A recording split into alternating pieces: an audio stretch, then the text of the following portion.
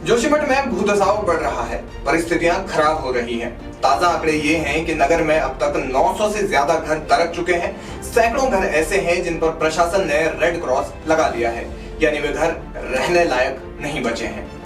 लोगों को वहां से किस तरह शिफ्ट किया जा रहा है और कैसे जोशीमठ के स्थानीय निवासी होटलों में, नगर पालिका के कमरों में रहने को मजबूर हैं और कैसे बड़े घरों में रहने वाले परिवार एक कमरे में रहने को विवश हैं। बच्चों को, बुजुर्गों को, युवाओं को, महिलाओं को रोजमर्रा की जरूरतों के लिए भी कितनी कठिनाई झेलनी पड़ रही है, इसकी तस्वीरें हम सब देख रहे हैं। हाल ही में कई जगह धरने हुए, प्रदर्शन हुए।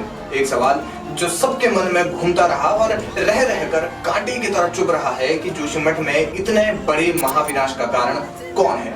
कौन है वो जिसकी वजह से जोशीमठ की स्थानीय जनता ने अपना बसा बसाया घर उजड़ता हुआ देखा, दरकता हुआ देखा? इसी सवाल का जवाब ढूंढने के लिए श्रीदेव सुमन विश्वविद्यालय ने जोशीमठ में भूगर्भीय सर्वेक्षण के लिए 3 सदस्यीय समिति का गठन किया। इस समिति में फैकल्टी ऑफ आर्ट्स के डीन और भूगोल के विभागाध्यक्ष प्रोफेसर DC गोस्वामी, भूगोल विभाग के डॉक्टर श्रीकृष्ण नौटियाल और श्रीदेव सुमन विश्वविद्यालय गोपेश्वर कैंपस के भूगोल विभागाध्यक्ष डॉक्टर अरविंद भट्ट को शामिल किया गया था। समिति ने 25 जनवरी से 28 जनवरी तक जोशीमठ में भूधसाव का अध्ययन किया और अपनी विस्तृत रिपोर्ट तैयार करके विश्वविद्यालय के कुलपति प्रोफेसर MS रावत को सौंपी। क्या सामने आया विशेषज्ञों की रिपोर्ट में, जानते हैं।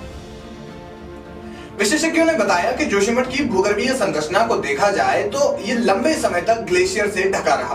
ग्लेशियर के मलबे और बड़े बड़े बोल्डरों से जोशीमठ की सतह का निर्माण हुआ। इससे पहले भी कई भूगर्भीय वैज्ञानिक ये दावा कर चुके हैं कि ऊपर से आए किसी बड़े भूस्खलन से जोशीमठ का निर्माण हुआ। श्रीदेव सुमन विश्वविद्यालय के विशेषज्ञों ने बताया कि जोशीमठ की सतह और बोल्डरों की ढलान एक ही ओर है, एक ही दिशा में है।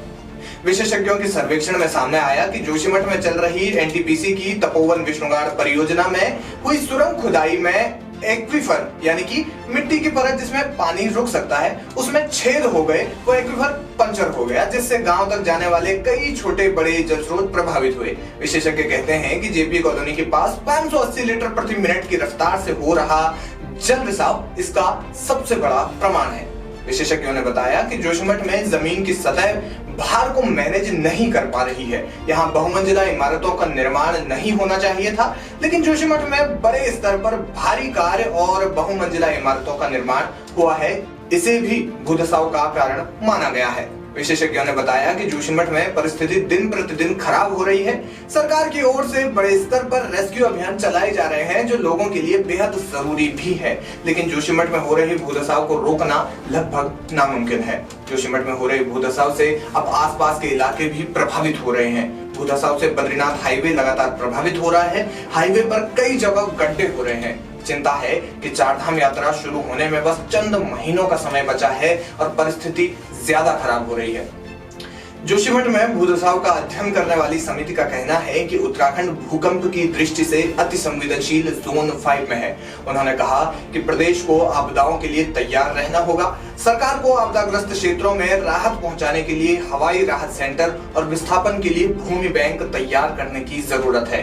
निर्माण कार्यों पर निगरानी के लिए ब्लॉक स्तर पर प्राधिकरण के गठन और योजनाओं के निर्माण से पहले भूगर्भीय सर्वे को लेकर सख्ती होनी चाहिए।